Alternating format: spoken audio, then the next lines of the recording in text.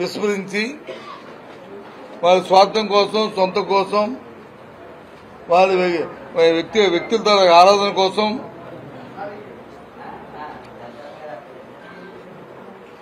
ఇవాళ కార్యక్రమాలు జరుగుతున్న విషయం మీ ద్వారా రాష్ట్ర ప్రధానికి చెప్తున్నాం. ప్రభుత్వాన్ని కూడా ఇది మంచి సాంప్రదాయం కాదని చెప్పని అమ్మా అటు మనకి అమ్మా ఇందు మధ్యలోకి వస్తుంది మనకి మంచి సాంప్రదాయం కాదనేది ప్రభుత్వానికి కూడా హెచ్చరిస్తాం. ఎందుకంటే ఏ వర్గం చూసుకున్నా సరే ఇవాళ మంచి ప్రభుత్వం అని చెప్పిన ఆ నాయకులు, ఆ పెద్దలు అనుకోవడం తప్ప ఏ ఒక్క వర్గానికి కూడా ఇవాళ మరి సంతృప్తికరమైన విధానాలు జరగట్లేదు. ఒక పక్క రైతులు చూసుకున్నా, రైతు కూలీ చూసుకున్నా, లేదు విద్యార్థులు తీసుకున్నా, లేదు వ్యాపార వర్గాలు తీసుకున్నా, ఎవరిని తీసుకున్నా సరే ఎంతసేపు కూడా ప్రభుత్వంలో ఉన్న పెద్దలు వాళ్ళ అవినీతి, వాళ్ళ దోపిడీ, వాళ్ళ వ్యక్తిగత ఆరాధన, స్వార్థం తప్ప ఏం కనిపించట్లేదు. ఉదాహరణకి మనం మా ఆలోచన చేసుకుంటే, మాట్లాడుకుంటే రైతుల కోసం 14 నెలలైంది ప్రభుత్వం వచ్చి. నిన్నటి మొన్నటి వరకు కూడా ఏదైతే మనం రైతు భరోసా ఇచ్చే వాళ్ళమో ఓ సంవత్సరం పాటు ఎక్కడమే కాకుండా ఇప్పుడు సంవత్సరం తర్వాత ఇస్తున్న కేంద్ర సాయంతో ఇస్తున్న 20,000 రూపాయలు కూడా అప్పుడు రైతు భరోసా ఇచ్చిన ఎవరైతే అర్హులైన వారికి ఇచ్చారో వాళ్ళందరూ కూడా ఇచ్చే పరిస్థితి కూడా రాష్ట్రంలో లేదు. ఉమ్మడి తూర్పుగోదావరి జిల్లాలో చూసుకుంటే ఇంతకుముందు వచ్చిన రైతు భరోసా సంఖ్య కంటే ఇప్పుడు సుమారు 70-80 వేల మందికి ఇంకా రాలే. ఇది వాస్తవం, లెక్కలు వాళ్ళే చూసుకోమనండి. మేము ఫ్యాబ్రికేట్ కాదు, ఎవరి మీద నిందమ బుద్ధి చెప్తున్న మాటలు కాదు.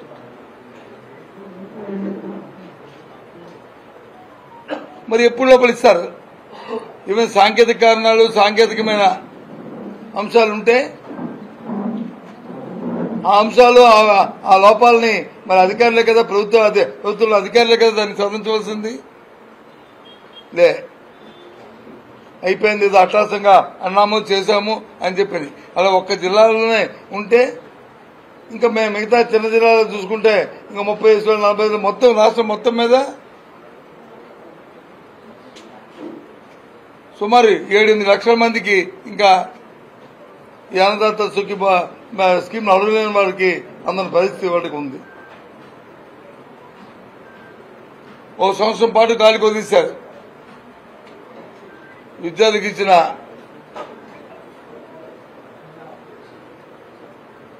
అప్పుడు అమ్మఒడి ఇచ్చేవాళ్ళం. తర్వాత దానికి ఏం పేరు పెట్టారు మహారాజా? తల్లికి వందనం. అట్టహాసంగా చెప్పారు. ఇవాళకి కూడా నేను డిమాండ్ చేస్తున్నాను, ఇంకా 7-8 లక్షల మంది పిల్లలకు అరకొరుగ్గా ఇంకా 4,000-5,000 రూపాయలు ఇంకా ఇవ్వాల్సిన సందర్భం, నేపథ్యం ఉంది. కేంద్రం నుంచి డబ్బు రావాలంటారు. మరి 1,50,000 కోట్ల రూపాయలు అప్పు తీసుకొచ్చారు కదా, మరి ఎందుకు ఇవ్వట్లేదు? మా 5 సంవత్సరాల పరిపాలనలో, గత 5 సంవత్సరాల్లో ఎప్పుడైనా సరే 2 విడతలుగా ఏ విద్యార్థికి ఇచ్చిన సందర్భం, నేపథ్యం ఉన్నదో చెప్పండి. లే. అంతేకాదు మొన్నటి రోజు ముఖ్యమంత్రి గారు అట్టహాసంగా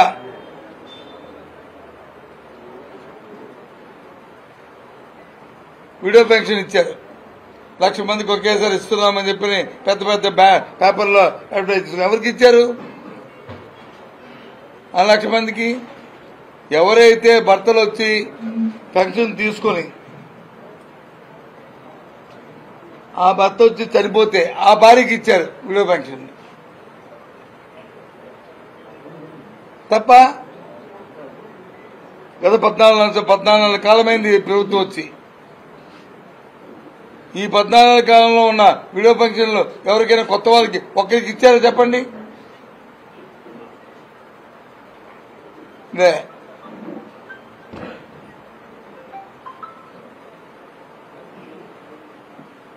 పేదవాడి తాలూకా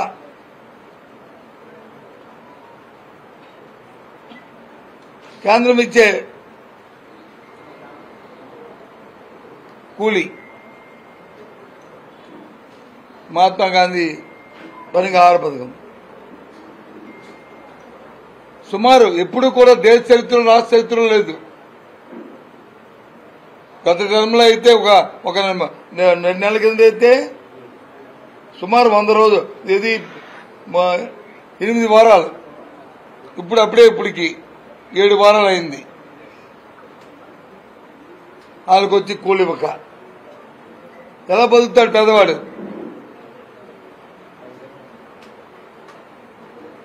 వాడు రోజువారీ కూలి ఇవ్వకపోతే పని చేయించుకొని ఎప్పుడైనా ప్రభుత్వాల్లో ఆలస్యమైందంటే ఒక 5 రోజులు అయింది వారం అయింది కుంభ మునిగిపోతే 10 రోజులు అవుతే అది ఎక్కువ అలాంటిది ఇప్పుడు 100 రోజులు అయిపోతుంది దగ్గర 7 వారాలు అయింది కష్టాలు అయితే 100 రోజులు అయింది ఇప్పుడు 7 వారాలు అయింది ఇంకా ఎప్పుడు ఇస్తారో తెలియదు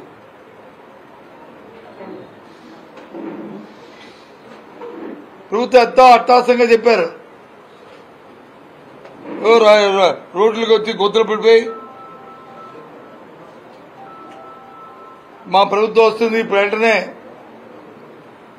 100 రోజుల్లో గొంతులన్నీ కప్పేస్తాం గతకలు లేకుండా చేసేస్తాం అద్దాల్లో చేసేస్తామని చెప్పి విని గంభీరంగా వాగ్దానాలు చేశారు పత్రికల్లో ప్రకటన చేశారు ఉపన్యాసాలు ఇచ్చారు పదండి ఏ రోడ్డుకి వెళ్దాం పదండి ఏ రోడ్డు గతకలు లేకుండా చేశారు కనీసం 20% రోడ్లనైనా పూర్తి చేశారా మీరు చేసిన వాడికి వచ్చి కనీసం ₹1 బిల్లు ఇచ్చారా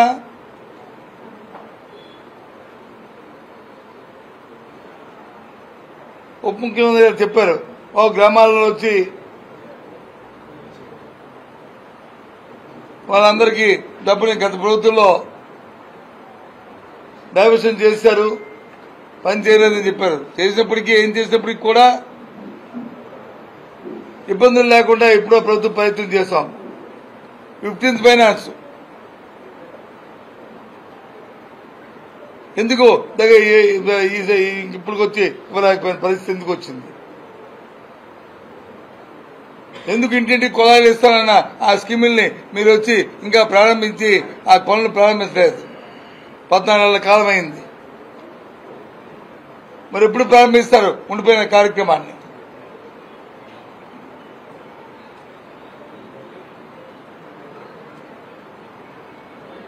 ఎంతసేపు ప్రభుత్వం వచ్చి మాటలు చెప్పడం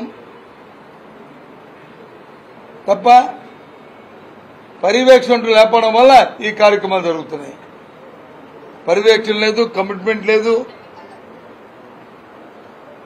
ప్రజల పట్ల నిబద్ధత లేదు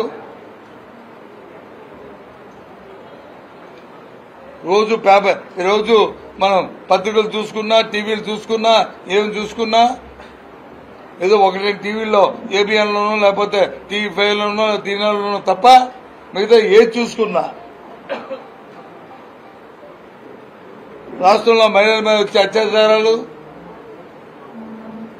లేకపోతే పిల్లలు వచ్చే కిడ్నాపులు లేకపోతే దౌర్జన్యాలు దోపిడీలు లేదా బహిరంగంగా విధుల్లోనే హత్యలు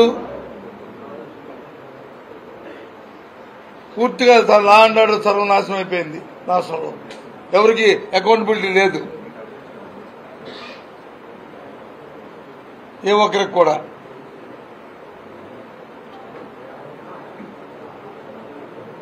ఈ రకంగా ప్రభుత్వం ఏమనంటే వైసీపీ పరిపాలనని మరి 10 సార్లు మమ్మల్ని రామనామ స్వర్ణలాగా వైసీపీ జగన్మోహన్ రెడ్డి ఇదే పాట. దానికి కూడా సమాధానం చెప్తాం అడుగుతున్నాం మీ ద్వారా. అయ్యా వాళ్ళని ఈ రాష్ట్రంలో ఇప్పుడు జరుగుతున్న శాంతి భద్రతల విషయం కానీ, లేకపోతే నేను ఇప్పుడు చెప్తున్న సంక్షేమ కార్యక్రమాల్లో అంశం కానీ, గత 5 సంవత్సరాల తాలూకా యూనిట్గా తీసుకోండి. ఈ 14 నెలల కాలాన్ని ఒక యూనిట్గా తీసుకోండి. ఎక్కడ ఏది రేటింగ్ లో ఏం జరిగిందో ఒకసారి చూసుకోండి.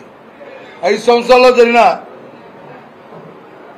క్రైమ్ రేట్ ని, ఈ 14 నెలల కాలంలో జరిగిన క్రైమ్ రేట్ ని బేరేజ్ చేయండి. మేమేమి ఇంకా రాబోయే 5 సంవత్సరాలు కలిపి చేయమని చెప్పట్లే. ఇప్పుడు జరిగిన 14 నెలలు అంతెందుకండి, చిన్నపిల్లలు పెడిన మధ్యాహ్న భోజనాన్ని కలుషిత ఆహారం పెట్టిన సందర్భ నేపథ్యాలు 5 సంవత్సరాల్లో ఎన్ని జరిగాయో, ఎక్కడో ఇక్కడ ఏదైనా జరిగితే అంతకంటే 2 ఈ 14 నెలల కాలంలోనూ జరిగాయి. కారణం ఏంటి? ఇందా చెప్పాను కదా, పర్యవేక్షణ లేకపోవడం, బాధ్యత లేకపోవడం, బాధ్యతారహితంగా ప్రవర్తించడం, ఇవి కారణాలు. అందుకోసం మీకు ఇవాళ మీ ద్వారా ఈ ప్రభుత్వాన్ని ప్రశ్నించడానికి, రాష్ట్ర ప్రజలు తెలియడానికే ఇవాళ మీతో ఈ సంభాషిస్తున్నా. ఇదేనా పరిపాలన? మంచి పరిపాలన?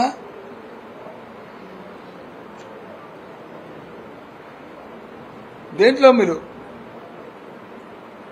అంతెందుకు భూ కబ్జాలు, దోపిడీలు ఇక్కడ రాజమండ్రిలో చూసుకున్నా, విజయవాడలో చూసుకున్నా, లేకపోతే విశాఖపట్నంలో చూసుకున్నా, తిరుపతిలో చూసుకున్నా, ఎక్కడ చూసుకున్నా సరే ఎవరు అంటే మంత్రులు, ప్రజాప్రతినిధులు, శాసనసభ్యులు, లేదంటే వాళ్ళు ఒత్తాసపడిన తాబేదారులు, వీళ్ళు.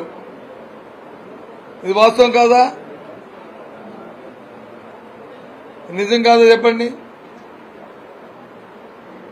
వీటికి అన్నిటికంటే ప్రమాదకరమైన ఒక అంశం, ఎంతో ఈ ప్రభుత్వం ఎంత నిర్లక్ష్యంగా మన రాష్ట్రంలో మన ప్రజలతోని ఎలాగా వాళ్ళు చెలగాటం ఆడుకుంటున్నారో ఒకసారి మనం చేస్తాం. మనందరి తాలూకా విశాఖ ఉక్కు, ఆంధ్ర హక్కు ఒక నినాదంతో సుమారు 32 మంది బలిదానంతో విశాఖ ఉక్కుని ఆ రోజు మనం సాధించుకున్నాం. అలాంటి ఉక్కు ఫ్యాక్టరీని ఇవాళ ప్రైవేటైజేషన్ చేయడానికి ఈ కూటమి ప్రభుత్వం మీదనున్న కేంద్రంలో ప్రభుత్వం, ఎన్డీఏ ప్రభుత్వం ప్రయత్నిస్తుంటే నిమ్మకు నూనె ఎత్తినట్టు వచ్చి ఉన్నది ఈ ప్రభుత్వం. అసలు ఆలోచన చేయట్లేదు ఈ కార్యక్రమాన్ని, దాన్ని ప్రతిఘటించట్లేదు ఈ నాయకులు.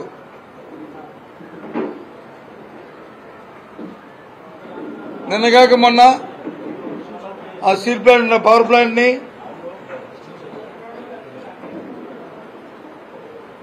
ప్రైవేట్ వ్యక్తులతో సర్వీసింగ్ చేయడం, ప్రైవేట్ వ్యక్తులకు వచ్చి దాన్ని ఇవ్వడానికి టెండర్ పిలిచిన అంశం మనందరం చూస్తాం పేపర్లోను, టీవీలోను, అన్నిట్లో. ఆ డేట్లు కూడా ఇప్పుడు ఇచ్చారు. అది కాకుండా ఇంకో 32 డిపార్ట్మెంట్లు మరి ప్రైవేటైజేషన్ చేస్తున్నారు. ఎందుకు ఈ కూటమి నేతలు వచ్చి అడ్డుకోవట్లేదు? ఆ రోజు గొప్పగా చెప్పారే, నినాదాలు చేశారే, కొందరు ఎమ్మెల్యేలు అయితే రాజీనామాలు చేశారే. ఇవాళ అధికారంలోకి వచ్చిన నాయకులు ఏం చేస్తున్నారు? ఈనాడు ముఖ్యమంత్రి చంద్రబాబు నాయుడు కానీ, లేదు ఈనాడు ఉన్న డిప్యూటీ సీఎం పవన్ కళ్యాణ్ కానీ, లేదు ఈ ప్రాంతంలో తిరుగుతున్న భారతీయ జనతా పార్టీ చెందిన మరి మంత్రులు కానీ అట్రాసంగా చెప్పారే. ఆ రోజు పెద్ద పెద్ద మాట మాట్లాడారే. ఈరోజు ఎందుకు ఏమయ్యాయి మీ తాలూకా నోరులు? ఏమైంది మీ తాలూకు కర్తవ్యం ఇవాళ అడుగుతున్నాం. ఏదైనప్పటికీ కూడా ఆ రోజు మా నాయకుడు మా అధ్యక్షుడు జగన్మోహన్ రెడ్డి గారు ఎన్నికల ముందు చెప్పిన మాట, తప్పితేడి కూటమి ప్రభుత్వం కానీ వస్తే విశాఖపట్నం ప్రాంతంలో వచ్చి ఇక్కడ శాసనసభ్యులు పార్లమెంట్ సభ్యులు కానీ కూటమి వ్యక్తులు గెలిస్తే విశాఖ స్టీల్ ప్లాంట్ కి మీరు పద్ధతిగా చూపినట్లే అని అనుకుని భావించి దీని ప్రమాదకరం వస్తుంది మీరు గుర్తుంచుకోమని ఆ రోజు హెచ్చరించారు.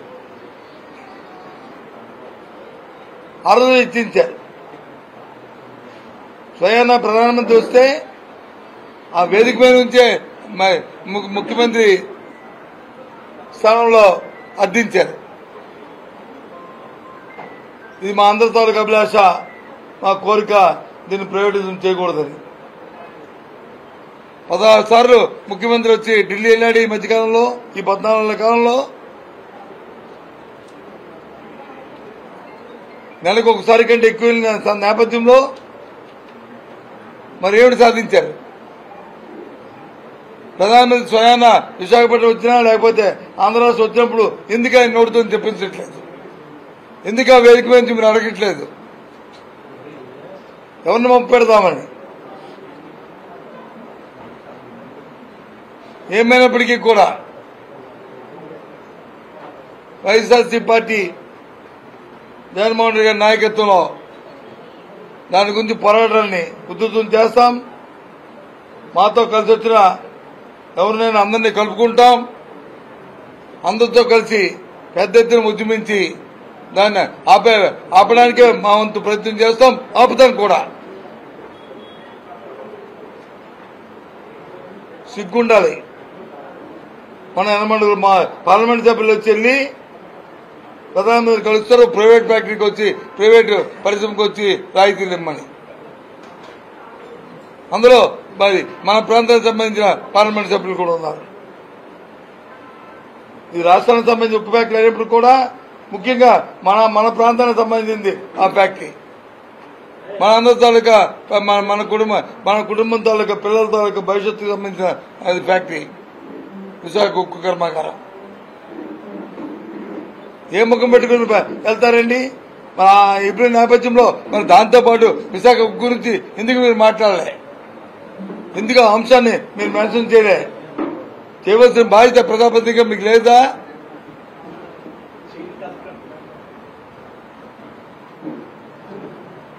అందుకే చెప్తున్నాం.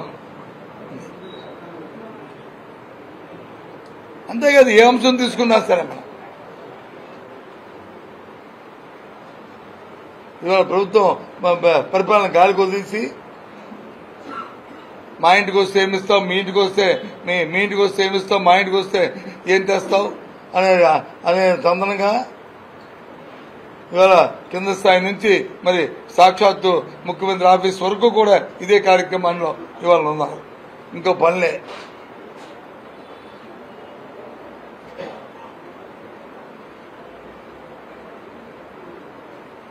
ఇవాళ ఎన్నో సమస్యలు రైతాంగానికి సంబంధించి ఫోర్కాస్ట్. ఒక యూరియా బస్తాన్ని ఇవ్వలేని పరిస్థితుల్లో ఈ ప్రభుత్వం ఉందంటే ఆలోచన లేదండి. రాష్ట్రంలో ఎన్ని యాక్రేజ్ వచ్చి మనం వచ్చి స్టోరింగ్ చేస్తాము, ఎంత యూరియాని వచ్చి మనకి డిమాండ్ ఉంది, ఆ డిమాండ్ తగ్గట్లు ఎంత ప్లేస్ చేస్తాము, అది వచ్చి ఎంత బఫర్ స్టాక్ పెట్టుకోవాలి, ఎంత చేయాలి, ఎస్ఓపీలు కదా ఇదేమి కొత్త కాదు కదా. మరి ఎందుకు చేయలేపారు? పోనీ మీద ఉన్న ప్రభుత్వం మీద కాదా? పోనీ ఏమి యూరియా వచ్చి వాళ్ళు చెప్పకుండా అడ్డుతున్నా అనడానికి? మనతో మన పని తెచ్చుకోకపోతే ఎందుకు వాళ్ళని మీరు అంత మొత్తం మీ ప్రభుత్వమే కదా, కొలిన ప్రభుత్వమే కదా. దాన్ని బట్టి మీ బాధ్యత లేదు. రైతాంగం పట్ల మీకు వచ్చి బాధ్యత లేదు. వాళ్ళ గురించి ఆలోచించే సమయం మీకు లేదు.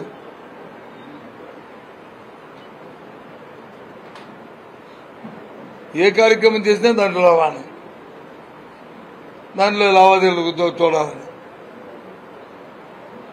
గత 15 రోజులు 4 రోజులు ఈ 14 కాలం చూసుకుంటే ఎక్కడ చూసుకున్నా శాసనసభ్యుల మీద పార్లమెంట్ సభ్యుల మీద ఆరోపణలు, మంత్రుల మీద ఆరోపణలు ఏంటి వాస్తవాలు.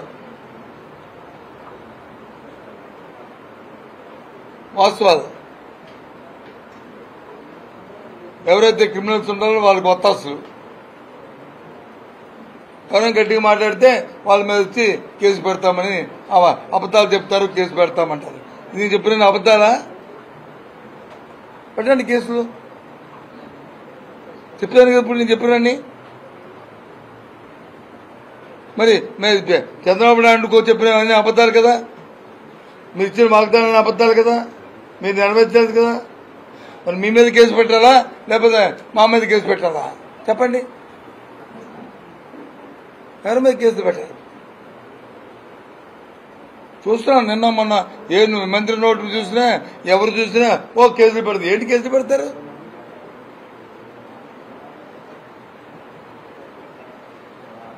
ఏం కేసులు పెడతారు చెప్పండి? అబద్దాలు ఏం చెప్పి ప్రజలను మభ్యపెట్టి పర్యవేక్షణ లేకుండా చేసి మళ్ళీ అంటారు. ఏం పాపం చేశారండి పసిపిల్లలు, చదువుకున్న విద్యార్థులు? జగన్మోహన్ రెడ్డి హయాంలో మా హయాంలో నాడు నేడు పథకాన్ని పెట్టి ఒక మంచి ఆహ్లాదకరమైన వాతావరణాన్ని మరి కల్పించాలని, పిల్లలు వచ్చాయి ఏది చెట్టు కింద పుట్టకుందో చదువుకోకూడదని, వాళ్ళని నీట్గా మరి ఉండాలని బిల్డింగ్లు కట్టించి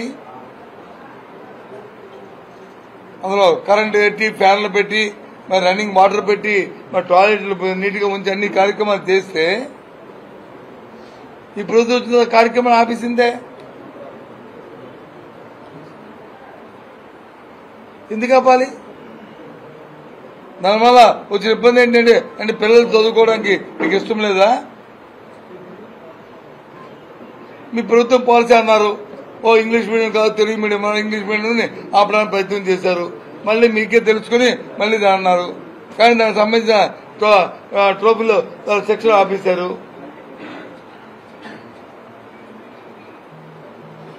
ఓకే, అది మీ పాలసీ. పిల్లలు ఏమైపోయినా పర్వాలేదు, జగన్మోహన్ రెడ్డి గారు ప్రభుత్వంలో వచ్చి కార్యక్రమం చేశాం కాబట్టి అది ఆపేయాలి.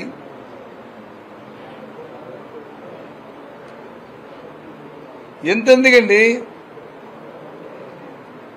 ఆ పౌర సరఫరాల శాఖ మంత్రి వచ్చి పెద్ద గొప్పగా చెప్తుంటాడు. ఈ తూర్పుగోదావరి జిల్లా వచ్చి అది ఇది అని చెప్పింది. వాళ్ళ నాయకుడు వచ్చి షిప్పులు సీజ్ చేసేస్తారు. ఏం జరిగింది ఆఖరికి? గత 5 సంవత్సరాల్లో ఏదైనా అరకొరగా జరుగుంటే అంతకంటే 10 రెట్లు జరుగుతుంది. ఇప్పుడు వాస్తవం కాదని చెప్పానండి. ఆ జరిపిస్తున్న ఏదైతే పౌర సరఫరా మంది సంబంధించిన అంశం అదేంటి తమకే తెలుసు కదా. పౌర సరఫరా మంది ఏది చూస్తాడు?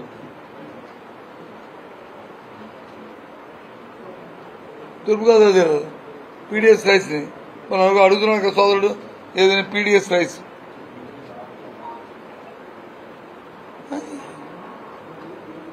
ఎక్కడ ఎవరి మీద కేసు పెట్టారు చెప్పనండి? ఎవరి మీద నిర్బంధం చేసి చెప్పనండి? ఎవరి మీద చర్యలు తీసుకున్నా చెప్పనండి?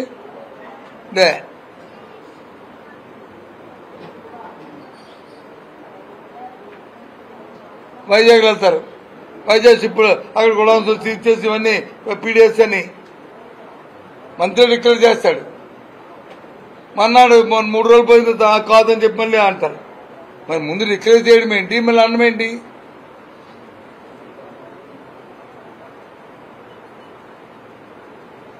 గత 5 సంవత్సరాల్లో ఆంధ్ర రాష్ట్రంలో ఎక్కడైనా డ్రగ్స్ ని మనం చూసామా? వినియోగాన్ని కానీ ఆ కల్చర్ని కానీ ఈ 14 కాలంలో వైజాగ్ లో 3 ఇన్సిడెంట్లు ఎందుకు వచ్చాయి? పర్యవేక్షణ లేకపోవడం, ఆ పోలీస్ వ్యవస్థ కింద నడుపుకుని మనం చేయకపోవడం, వాళ్ళలో మరి రాజకీయ ప్రమేయం ఎక్కువైపోవడం,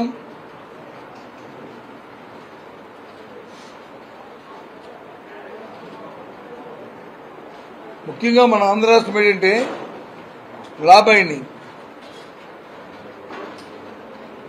ప్రభుత్వ అధికారులంటే భక్తి, గౌరవం, భయం మూడు ఉంటాయి మన ఆంధ్ర రాష్ట్రంలో మన ప్రాంత ప్రజలకి.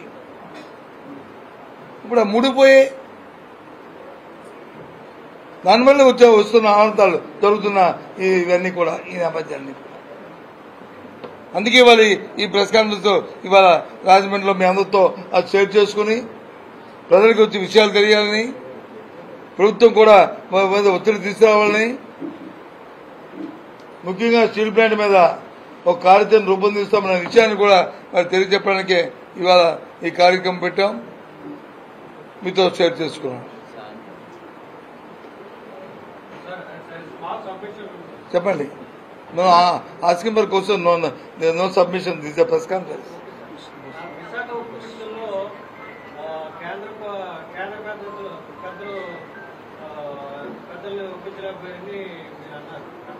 ఒప్పించలేకపోయినా అనలేదు.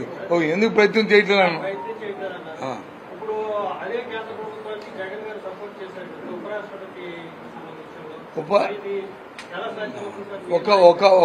ఒక విషయం చెప్తాను, ఒక వీడియో వినిపిస్తాను, తర్వాత వచ్చి చూసిన తర్వాత మళ్ళీ నా వివరణ కూడా చెప్తాను. మీరు అడిగారు కాబట్టి ఒక వీడియో కూడా మీకు వినిపిస్తాను.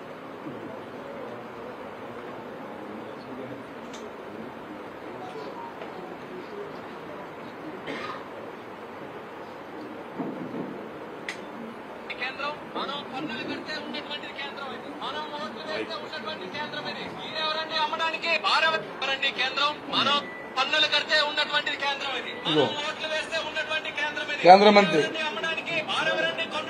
ఇది ఆంధ్రప్రదేశ్ ప్రజల తాలూకా సొత్తు, ప్రజల తాలూకా హక్కు, కేవలం పేపర్ మీద కేంద్ర ప్రభుత్వం తాలూకా హక్కు ఉందని చెప్పి ఢిల్లీలో ఏసీ రూముల్లో కూర్చొని ఈ రోజు ఒక నిర్ణయం తీసుకొని అమ్మేస్తామనంటే తెలుగు ప్రజలు ఎవరు కూడా సహించం, ఊరుకోమనేది కూడా ఈ సందర్భంగా తెలియజేస్తున్నాం. ఎవరో బయట నుంచి ఏ దేశం నుంచి ఎక్కడ పుట్టి ఎవరు వస్తారో వాళ్ళు. ఇది అర్థమైంది కదండి.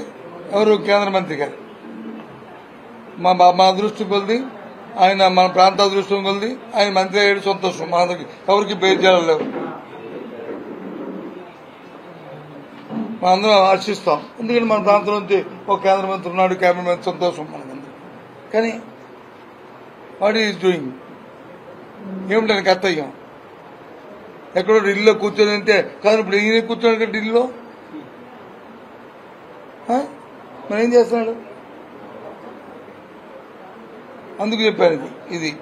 ఇక రెండోది, ఇవాళ ఉపరాష్ట్రపతి గురించి మీరు అడుగుతున్న క్వశ్చన్. ఉపరాష్ట్రపతి, రాష్ట్రపతి, లోక్సభ స్పీకరు, అలాగే ఉపరాష్ట్రపతి అంటే సైమల్టేనియస్ గా రాజ్యసభ అధ్యక్షులు, అలాగే రాష్ట్రంలో ఉన్న శాసనసభ స్పీకరు, వీళ్ళందరూ ఇవన్నీ కూడా ఈ రాజ్యాంగ పదవులు పార్టీలకు వచ్చి దీని మీద ఆపాదించకూడదు, పార్టీలకు అతీతంగా ఉండాలి. నెంబర్ గేమ్, నెంబర్ ఎక్కువ ఉన్నప్పుడు ఊరికినే పోటీ పెట్టి తెలిసి కూడా ఆ పదవుకున్న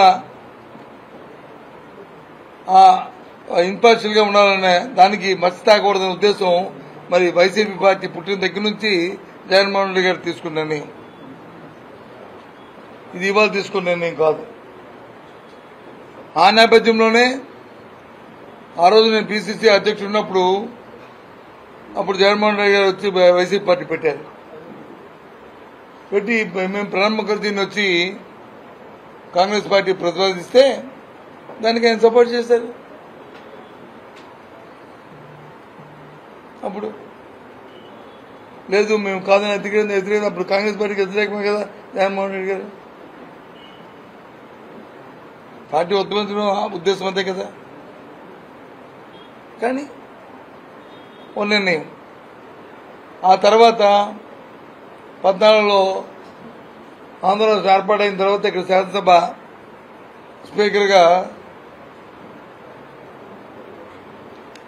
శివప్రసాద్ గారిని పెట్టారు. అప్పుడు 54 మంది ఎమ్మెల్యేలు కదా ఉన్నప్పుడు వైసీపీకి 60 ఉన్నారు. ఉన్నప్పటికీ నెంబర్ గేమ్లో ఎక్కువ ఉన్నాయి.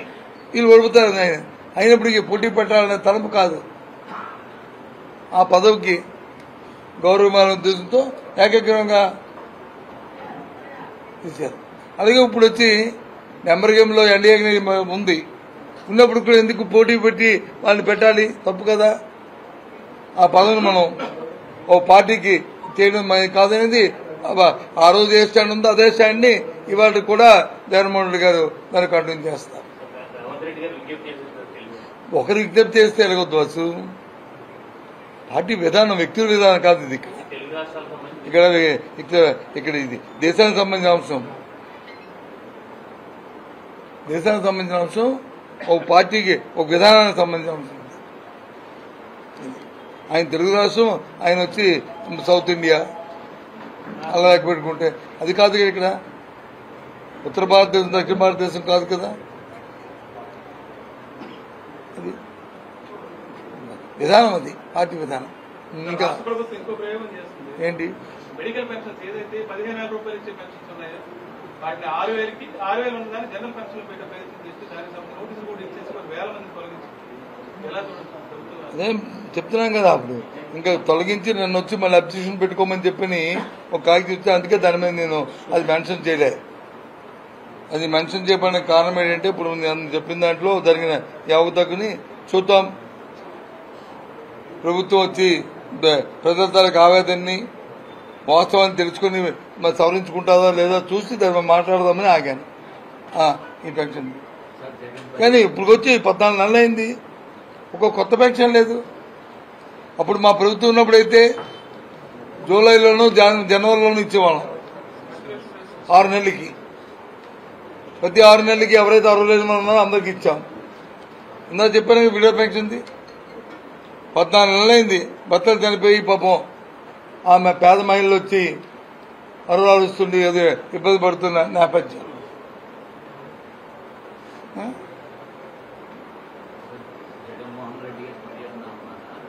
జగన్మోహన్ రెడ్డి పర్యటన వచ్చి మొన్న వినాయక చవితి ముందు పెడదాం అనుకున్నాం. మళ్ళీ వినాయక చవితి ఉంది కదా 27వ తారీఖుని, మళ్ళీ కాబట్టి అయిన తర్వాత డేట్ మళ్ళీ చెప్తాం. నాకే తెలుస్తుంది. జగన్మోహన్ రెడ్డి ప్రకారమే చెప్తాం. 27 వినాయక చవితి అయిపోయిన తర్వాత దాని ఆ విషయం మళ్ళీ నేను వస్తాను. మళ్ళీ వచ్చి మళ్ళీ మీకు చెప్తాను. మళ్ళీ నేను వచ్చి మీ అందరికి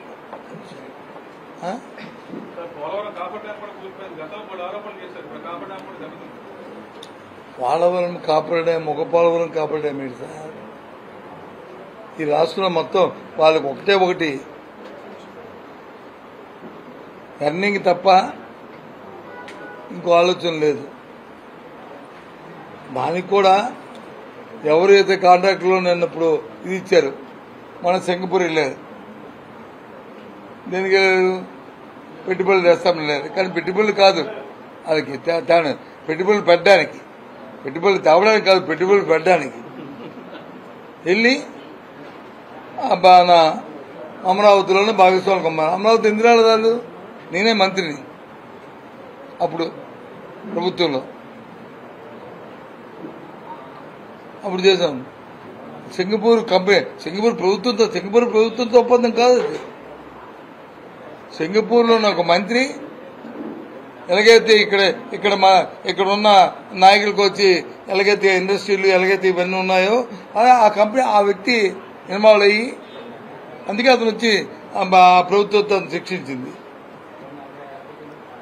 ఎవరైనా స్క్వేర్ ఫుట్కి వచ్చి 10,000 రూపాయలు స్క్వేర్ ఫుట్ కడతారండి? బాంబేలో అయినా ఎక్కడైనా భారతదేశంలో ఎక్కడైనా సరే మ్యాక్సిమం ఎంతో 5 స్టార్ ఫెసిలిటీస్ ఇస్తే 4,000 రూపాయలు 5,000 రూపాయలు ఇంక్లూడింగ్ పని అన్ని కలుపుకుంటే 10,000 రూపాయలు అంటే ఏంటిది? అందుకే అలాంటి స్కాముల్లోనూ అలాంటి దీంట్లో ఇరుకమని చెప్పినే వాళ్ళు అదే క్రమంలోనే పోవాలని కూడా నీకు ఏ రాజధాని అమరావతి మునిగిపోతుందని చెప్పండి. వాస్తవం కదా, మునిగిపోతుందని నేను చెప్పండి. వర్షం పడింది, నీరు వచ్చింది, మునిగిపోయింది. మేమేమైనా మనం ఇప్పుడు ఇక్కడ ఉన్న వాళ్ళందరూ మొన్న వర్షానికి వచ్చి 2 అడుగులు 3 అడుగులు 4 అడుగులు 5 అడుగులు ఒక ప్రాంతం వచ్చిందా లేదా? అది వాస్తవా చెప్పండి. వర్షం వచ్చినప్పుడు ఉండడం వేరు, లేబర్లు వేరు, అది వేరు. అది నీకు ఒక చిన్న ఎగ్జాంపుల్ చెప్తాను మీ అందరికీ. గత వరదలు వచ్చినప్పుడు, గత ప్రభుత్వంలో స్టార్టింగ్ లో వరదలు వచ్చాయి, విజయవాడ ముంపు అయిపోయింది. ఇంకా గోడ కట్టబెట్టి అంతటి మిగిలింది, కానీ లేకపోతే మొత్తం ఇబ్బంది వచ్చింది. అప్పుడు ఏమిచ్చారు? బుడమేర వరద వచ్చినప్పుడు ఏం చెప్పింది గవర్నమెంట్? ఏం ప్రకటించింది? ముఖ్యంగా మున్సిపల్ మినిస్టర్ గారు కానీ లేకపోతే ప్రభుత్వం ఏం ప్రకటించింది? పైన 2 ఆనకట్టలు కడుతున్నాం, కట్టి ఈ నీరుని రాకుండా ఆపుకొని ఇదంటే ప్రివెంట్ చేస్తామని చెప్పారు. అవునా కదా? చెప్పారు కదా. ఆ తర్వాత 10 ఏళ్ల కాలం అయింది, దాని విషయం మర్చిపోయారు. మళ్ళీ ఎప్పుడు చెప్పారు? మళ్ళీ 4 రోజుల కింద చెప్పారు. ఎందుకు చెప్పారు? మునిగిపోయింది కాబట్టి. నేను చెప్పండి, వాళ్ళు చెప్పారు మునిగిపోతే నువ్వు ఆనకట్టలు కడతానని చెప్పావు. అప్పుడు చెప్పావు, పోనీ కట్టేసి ఉంటే దానికి పోనీ కట్ట స్టార్ట్ చేస్తాను దానికి లేదు కదా. మళ్ళీ ఇప్పుడు మునిగిపోతుంది అంటే అది ముంపు అయిపోతుంది నేను ఓడుతానని చెప్పి మళ్ళీ అంటే కేసు పెడతాను, పెట్టుకో కేసు పెట్టి అన్నాను కదా. ఏంటిది? ఇంకోటి చెప్పేటి, ఇంకోటి చెప్పావు. మీరు ఏదో చెప్పారు కదండి. ఏంటిది? మళ్ళీ పార్టీలో చర్చించుకుని వచ్చి చెప్తాను మీకు. మళ్ళీ పార్టీలో మీరు చర్చించుకుని వచ్చి మళ్ళీ మీతో మాట్లాడతాను ఆ విషయాన్ని. అది కొంచెం సెన్సిటివ్ ఇష్యూ, సెంటిమెంట్ తో కూడుకున్న ఇష్యూ, ప్రాంతాలకు సంబంధించిన ఇష్యూ కాబట్టి అవన్నీ మళ్ళీ మీతో వచ్చి ఇంకోసారి వచ్చి మీతో డిస్కస్ చేస్తాను.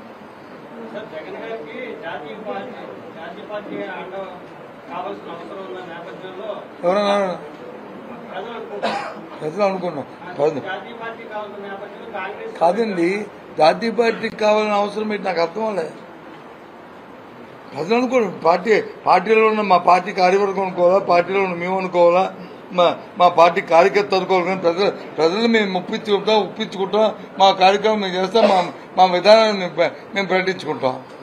మేము జాతీయ పార్టీతో ఉండాలా లేకపోతే ప్రాంతీయ పార్టీలో మా పార్టీ నిర్ణయించుకుంటా ఆ నిర్ణయం తీసుకుంటారు.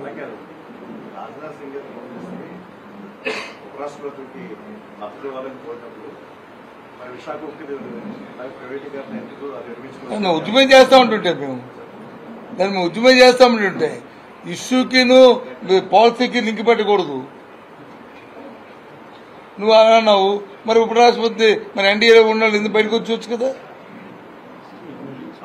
ఉండి సాధించాలా? అది కాదు అప్పుడు గత ప్రభుత్వంలో ప్రధానమంత్రి సాక్షాత్ వైజాగ్ వస్తే మేము అడిగాం, స్టేజ్ మీద అడిగారు మా అధ్యక్షుడు. ఇప్పుడు ఇది పాలసీ. అలానే రేపు వచ్చి ఇప్పుడు మేము మాట్లాడలేదా? ఏదైతే కూటమిలో ఉన్న అన్ని పార్టీలు ఇవాళ ప్రజలు మోసం చేసింది, తెలుగుదేశం పార్టీ, దాంతో పాటు జనసేన పార్టీ, భారతీయ జనతా పార్టీ కూడా మోసం చేసింది చెప్తున్నావా లేదా? దాచామా, దాపరికం పెట్టావా? చెప్పండి, పెట్టలే కదా. రేపు జనసేన మహాసభ కూడా జరుగుతుంది. ఏ తారీఖు రోజు? 30వ తారీఖు something, I don't know date correct కన్నా. 30 దాంట్లో వాళ్ళు తీర్మానించాలి, ప్రకటించాలా. నేను డిమాండ్ చేస్తున్నా. విశాఖ ఉక్కు ప్రైవేట్ పరం చేయడానికి వీల్లేదు, డిస్ట్రిబ్యూషన్ చేయడానికి వీల్లేదు. అది ఏదైతే కేబినెట్ తీసుకున్న నిర్ణయాన్ని మళ్ళీ వెనక్కి తోడాలి. జనసేన పార్టీ దాన్ని తీర్మానం చేసి ప్రభుత్వం తేవాలి, బాధ్యత అది మేము అడుగుతుంది. సార్ పథకాలే కాదు వ్యవస్థలు కూడా నిర్వీర్యం చేసేస్తుంది. మెడికల్ కాలేజ్ 5 ముందు వచ్చాయి కదా సార్, ఆ ఇన్ఫ్రాస్ట్రక్చర్ ఇవ్వట్లేదు. కనీసం నడిచే పరిస్థితి ఏవి ఎస్టాబ్లిష్ మెడికల్ కాలేజ్ 5,000 ప్రభుత్వం అసలు ఇన్ఫ్రాస్ట్రక్చర్ అంటారు మీరు. మెడికల్ కాలేజీని ప్రైవేటిజం చేద్దామనుకుంటున్నారు. అది P3 PPP మోడల్. ఇప్పుడు P4 వచ్చింది, ఇంకోటి P4 వచ్చింది. సారీ దాన్ని మనం మర్చిపోయాం ఆ P4ని. ఏంటి పేదరికం పోతా ఉంటుందా అనేది మనం స్వతంత్రం వచ్చినాక పేదరికం పోవాలనేది అందరి ధ్యేయం. విధానాలు తీసుకోవచ్చు. అదే P4 అండ్ P4 లో ఉన్న లక్ష్యం పక్క పెట్టండి. విధానం ఏంటి? ఒక కుటుంబాన్ని వచ్చి దత్తత తీసుకున్న తర్వాత ఆ కుటుంబానికి ఏమి ఇవ్వాలి? పోషణ ఇవ్వాలా? చదువు ఇవ్వాలా? లేదు వాళ్ళు చదువు చెప్పించాలా? లేదు ఒక ఉద్యోగం ఇవ్వాలా? ఏమిటి ఇవ్వాలి అని చెప్పాలండి. ఏమన్నా ఏ అధికారి జిల్లా కలెక్టర్ చెప్పానండి, చెప్పానండి. ఇవాళ ఎవరు ప్రకటించారో ప్రకటించిన వాళ్ళకి ఏమి ఇస్తున్నారని చెప్పానండి. ఏం చేయమనండి. ఎక్కడ దానికి దిశ లేదు. ఊరికే ఇప్పుడు ఆయన ఎవరో అంటే ఇది జోక్యం చెప్తాను, నాట్ సీరియస్. ఇది ట్రంప్ వచ్చి యుద్ధాలు ఆపేసి అవార్డు కోసం ట్రై చేస్తున్నట్టు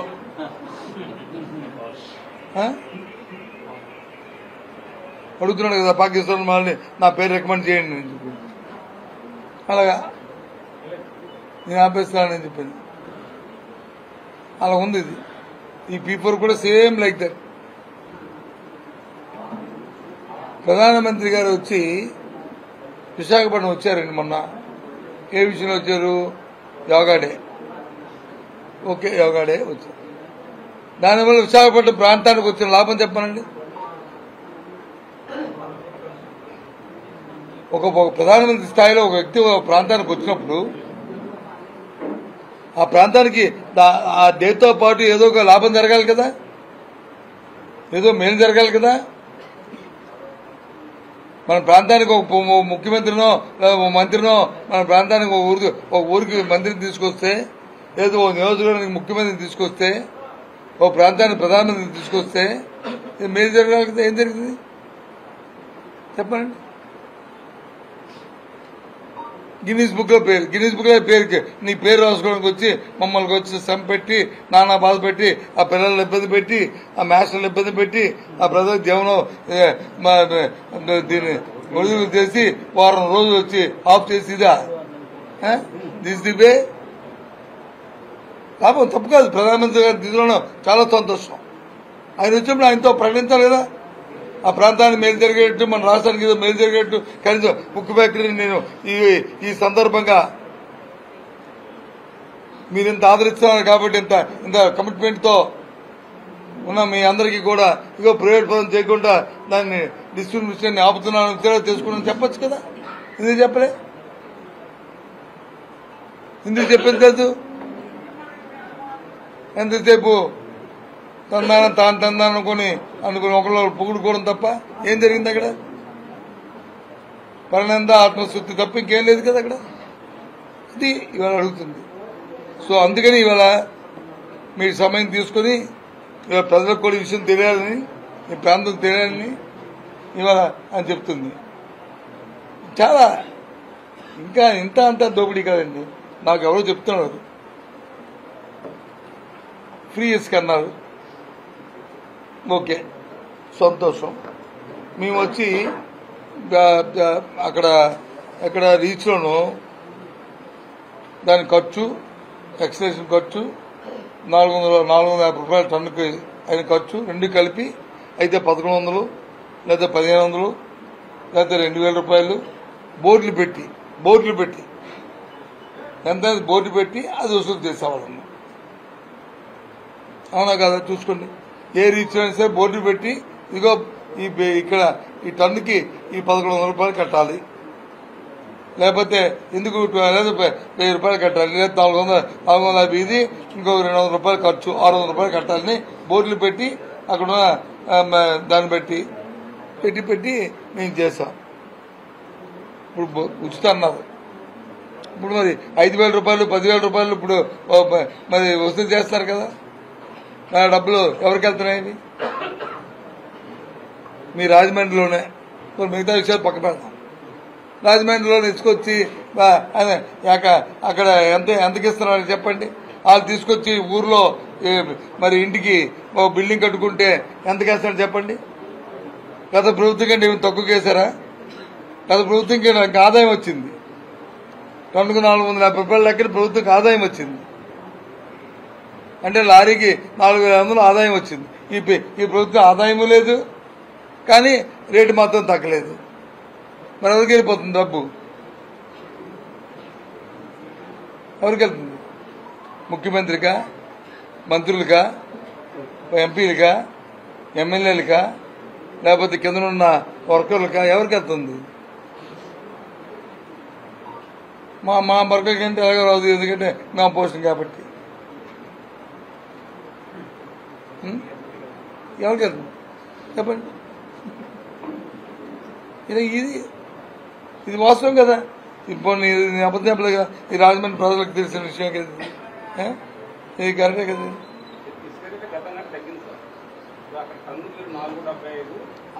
టన్ను 475 మేము రేటు పెట్టి చెప్పామా? నేను అడుగుతుంది ఒకటే.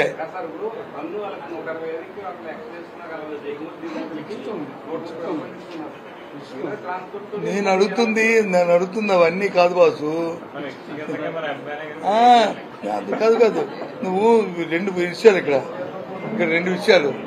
అల్టిమేట్ గా ఎవడికి భారం? కొనుక్కోవడానికి భారం కదా, వినియోగదారుడికే కదా. వినియోగదారుడికి గత ప్రభుత్వం కంటే తక్కువ కావాలి కదా. వినియోగదారుడికి గత ప్రభుత్వంలో లారీ 10,000 రూపాయలు దొరుకుతాయి, రాజమండ్రిలో దొరికితే 4,000 తీస్తే 6,000 దొరకాలి కదా. అది నేను అడుగుతున్న పాయింట్. ఎక్కడ పద అడుగుదాం. మరి ఏమో మరి నీ ఒక్కడికే నీకేమైనా మ్యాచ్ వ్యక్తులు ఇస్తున్నా రేటు, దీనికి ఎవరికి ఈ మిగతా సోదరులు ఎవరికి ఇవ్వకంట, నీకు ఒక్కరికి మ్యాచ్ వ్యక్తులు ఇస్తున్నా రేటు.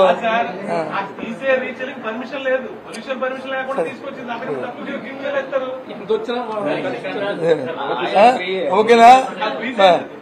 జాయిన్ ఫర్ లంచ్ రండి, భోజనం చేద్దాం. చేశారా?